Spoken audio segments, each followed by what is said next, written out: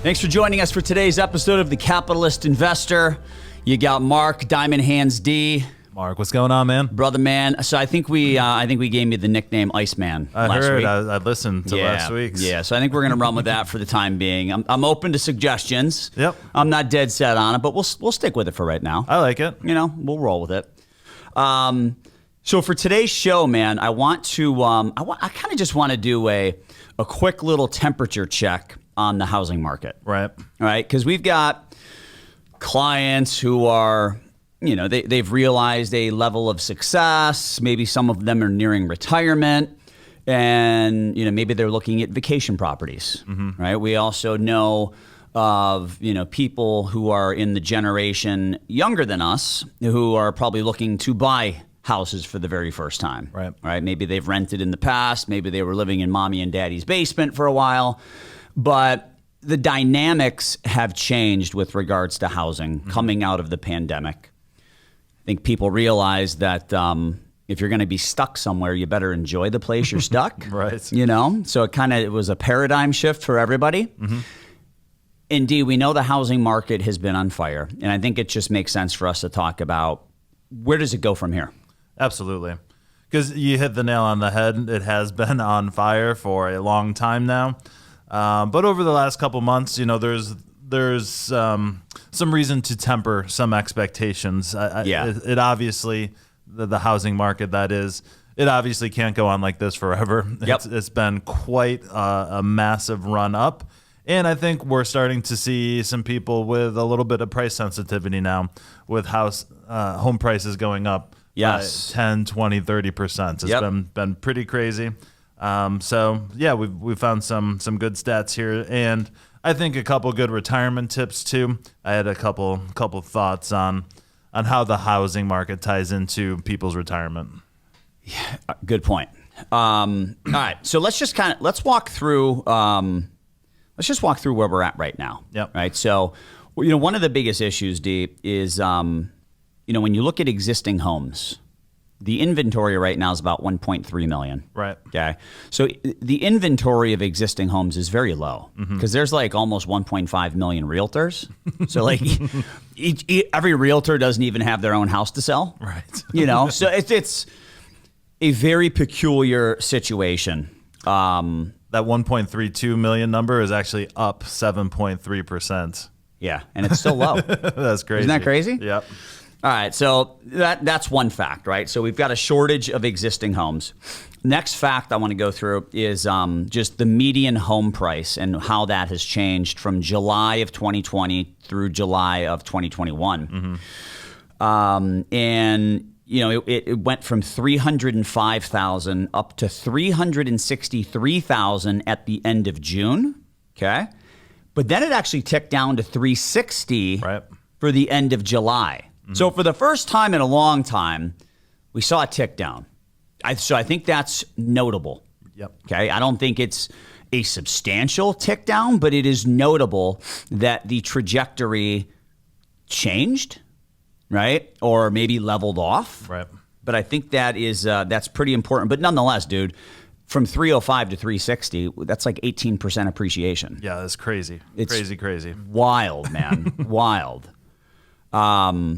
And obviously, if you're buying a house and you're paying a mortgage, even though interest rates are low, the more you pay, the higher the purchase price, the higher your mortgage payment is going to be. Right. All right. So that leads to an increase in costs, which is inflation and all that stuff that we've been talking about time and time again. Yep.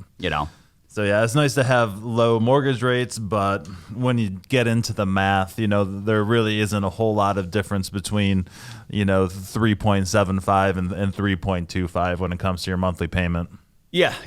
And furthermore, you look at that and 3.75 going down to 3.25, and then on the other side of the equation, the house is 18% more expensive. Right.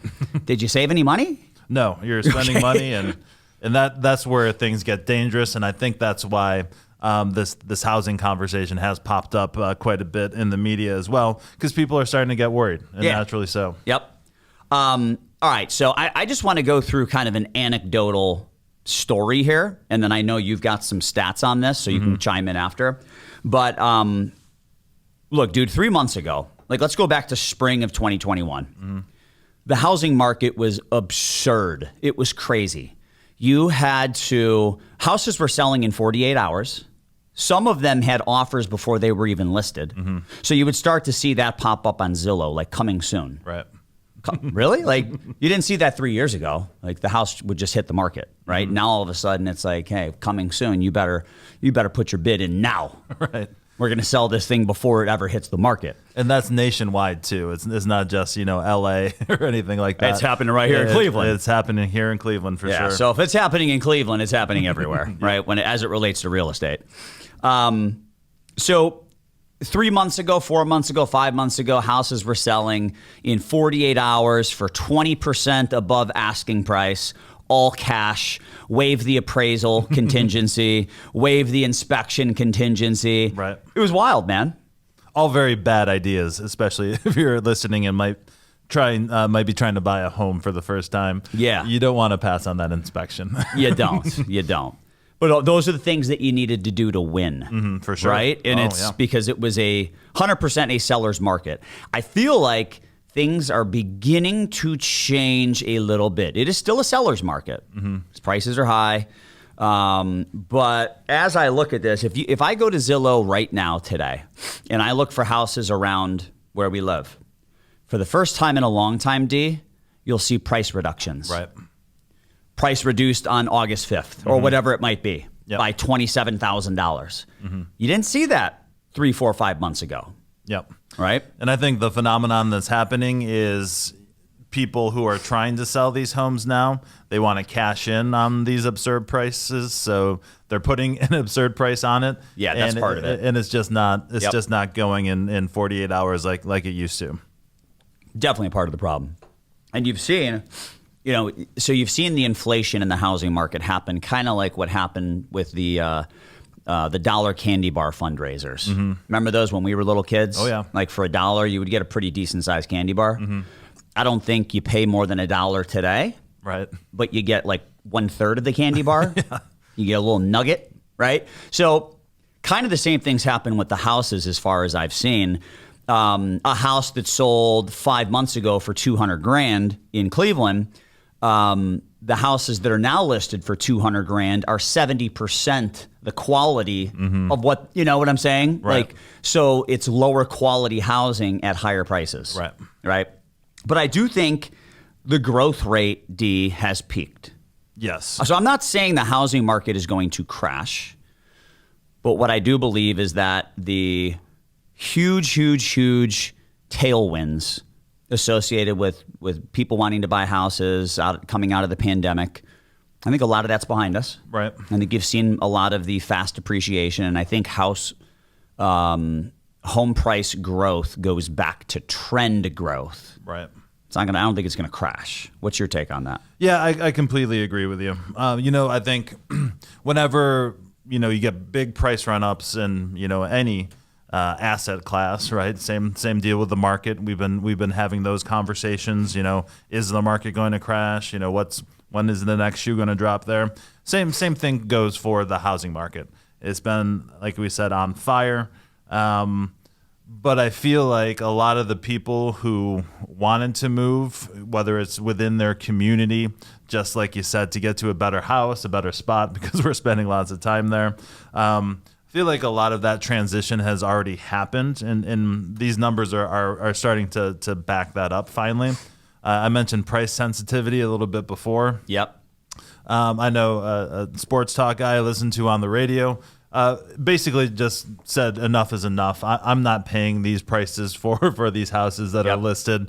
I'm going to find a different alternative short term and wait for some of these prices to come back down to earth. So I think you're seeing a lot of that because people know it's just not going to continue at this volume and at these levels. It's not sustainable unless you continue to throw stimmy check after stimmy check at people. Yep, for sure. And I think that's another big problem that we have. Just so much money out there, right? So much money on the sidelines, whether it is chasing not enough houses. Yep. Right. So we're back in the old supply and demand problem. So it is good to see that supply come up a little bit, because that really was one of the big problems. There just weren't enough houses for the people that wanted to buy them. And the reason for that, D, is coming out of the great financial crisis, where home builders sold homes to people and then people walked away from them. Mm-hmm. And then the home builders were stuck with all these homes that they built, where people paid $1,000, $2,000 to sign the deal, but then they didn't have to close until the property was done. Right. Like, the home builders were left holding the bag, right? So we've gone through over a decade, almost 15 years of underbuilding. Right. That's why there's not enough existing homes for sale. For sure. So that kind of segues us into, I looked at your notes and my notes, we both like the home builders as a response to what we're seeing. Yep. Look, Home Depot's done great. Lowe's has done great. People are, they were trying for a while to renovate their existing homes. I'm thinking that's probably going to slow a bit. And I think most of your home improvement projects have been done already. Yep, for sure. There's more to do. I mean, don't get me wrong, but I think a lot of that tailwind is behind us. So I think if you want to play the housing market on a going forward basis, I think you stick with the home builders. Right. Now, I prefer either the entry level and move up home builders like D.R. Horton, because you have millennials. What's after millennials? Gen Z? Yes. Gen Z? And you get the Gen Zers, right? Like, you've got a demographical shift where these younger people have decided they don't want to rent, they don't want to live in cities, they want to move to suburbs, they want to own houses. So that is a big shift. That's a big demographic shift, right? So I like the entry level and move up builders like D.R. Horton. But another thing you mentioned, D, the price sensitivity. If you're making $3 million a year, you have no price sensitivity. Right. You can build whatever home you want to build. So I also like the very high-end home builders like Toll Brothers. I think where you'd want to avoid are the home builders in the middle, like the Lennars. So I think you gotta do a barbell approach. Right. You got to go with the entry level. You got to go with the super duper high end, and it's everything in the middle that's going to kind of get squeezed. Right. And I think this stuff's always a lot easier to talk about when it's happening right in front of your face. Yep. Right. So to contradict you there a little bit, Pulte is a name that I've personally owned for a long time. Yep. They're kind of in the middle, but I would say they're a little bit more towards the high end than the low end. Yep. I only like them just because I've seen what they've done firsthand. Yep. In their process, it's a slick process, and like a third of my neighborhood is designated for Pulte homes. Pulte to me is it's move up. Right. Not entry level, but it move up. Right. Right? Is that how you would kind of? Absolutely. Yeah, they're a quality builder. A lot of people rave about them, but what they do, and quite frankly, it's awesome. If you've ever tried to build a house, especially a custom one, they only give you a limited number of choices. So there's a few blueprints, and then the upgrades from there. They have upgrades, but you only have a few choices. So it makes it easier, scalable. It's a really great business model. Yeah, fantastic business model. Great for the consumer, assuming the consumer does not want something custom. Right. When I built my last house, I hated my prior house so much that I needed custom because I needed to fix all the issues I had with the prior house. But, I would assume had I gone through Pulte and checked out their floor plans, maybe they would have addressed a lot of the issues that I had anyways. I just didn't go down that path. So, yeah, I mean, look, entry level and move up, I think, are good areas to be, and then super duper high end as well. Right. I see in your notes here, I mean, mortgage apps have, without a doubt, cooled off. Right, for sure. And that's got to be refis, right? I mean, when interest rates kind of stabilized, you would expect less refi applications to come through. But also, home buying season traditionally has been like spring through the end of summer. Right. We're kind of nearing the end of home buying season. Yeah, we should be, for sure. Yeah. It always cools down in the fall, especially in climates like ours. It's pretty much toast by November. Yeah. And that's all right. So yeah, it's toast by November, but I would think there's 60-ish million households with children, because that's what the child care tax credit's going to, 60 million, 60 million households. Right. And then there's people who are excluded from that. So let's add on another 20 million, right? So there's 80 million households in the U.S. with children. Right. If they don't move into a place by August 15th, they're not moving in. Right. Because school starts. They're not going to buy a house in November. Now, that's a big generalization, D, as you know, right? But so there's a huge, so just imagine that we are now past that August 15th deadline that I just mentioned. So you would expect home purchases to slow at least until next spring. Right. Right. Yep, and then up here in the north, pretty much completely shut down end of November. Yep. And I have here on those refis, seasonally adjusted annual rate of 5.83 million units refied in July. That is a small slip from the month prior. Okay. So it's slowing down. I think kind of the themes are kind of the same across all these different areas. It is still hot, but it's not insane like it was 2 or 3 months ago. So yeah, all right. So don't expect any crazy discounts on houses. Right. The housing market's not going to crash. But I don't think you need to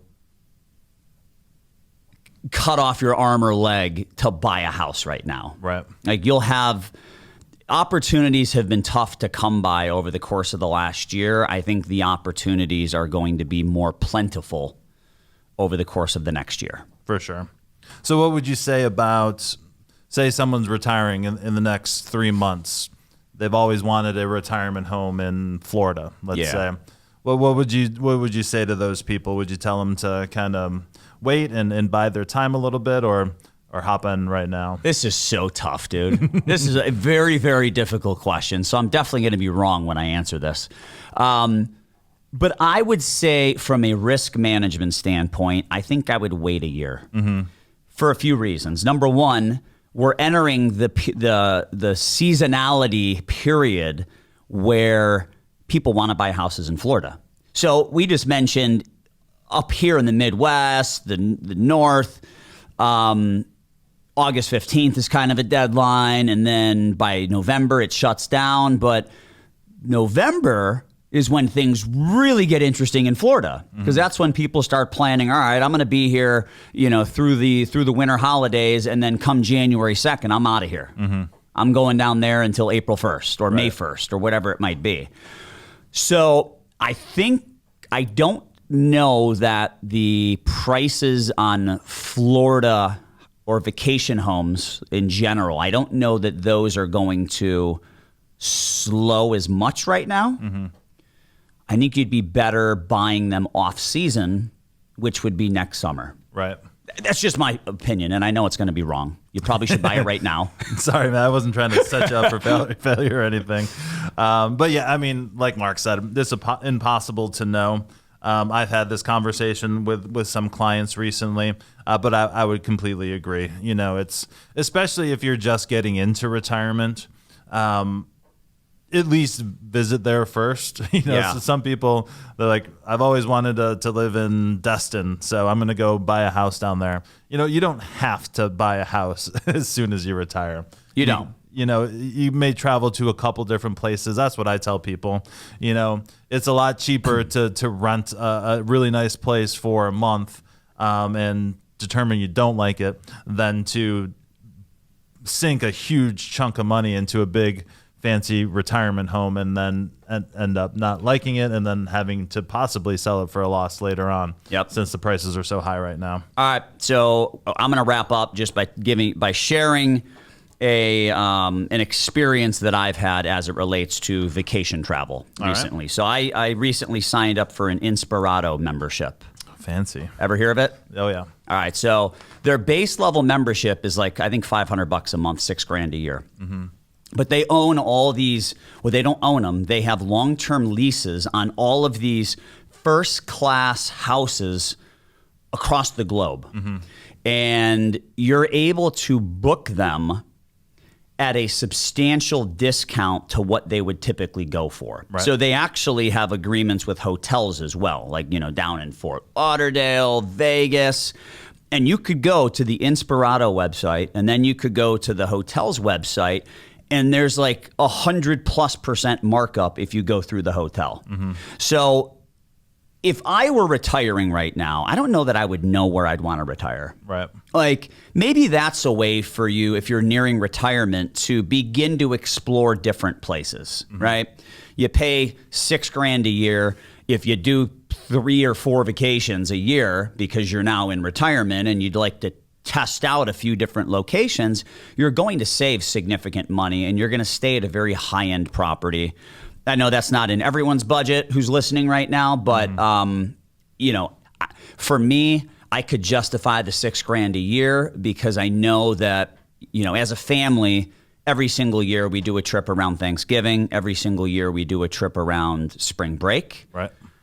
And I know just with booking those 2 trips alone, I'm going to save that money. Right, for sure. Right. And then if, we also like skiing and stuff like that. So if we can knock out a few of those in the winter, we'll definitely come out ahead. But I think that is a way to give you that vacation home feel and let you kind of test drive it. Yep, for sure. So that's Inspirato. I think it's, as soon as I signed up, I heard of other people who signed up, and it's like very, very cool. So I hope everyone listening doesn't go and sign up because that will reduce the inventory available to me. As we're talking inventory. Well, they should send you something, maybe a nice fruit basket or something. Yeah, Nice sponsor our podcast. Nice little shout out. Yeah. Any final thoughts? No, I think we covered it pretty well. But just a general piece of advice: diversification is always your friend, right? So I'm reading some articles here, getting ready for this, where some people, their whole retirement plan was based on income properties, and now they're not getting some of the income because of the eviction moratorium. So always diversify. I'm not against real estate. I actually love real estate, but stay diversified. Make sure your retirement plan has multiple pieces in case something unforeseen happens. Yeah. Good stuff, man. All right. As always, thanks for joining us. Shoot us any questions at info@swpconnect.com. Make sure you subscribe, give us a good review, and we'll talk with you next week. The opinions expressed in the podcast are for general informational purposes only and are not intended to provide specific advice or recommendations for any investment, legal, financial, or tax strategy. It is only intended to provide education about the financial industry. Please consult a qualified professional about your individual needs.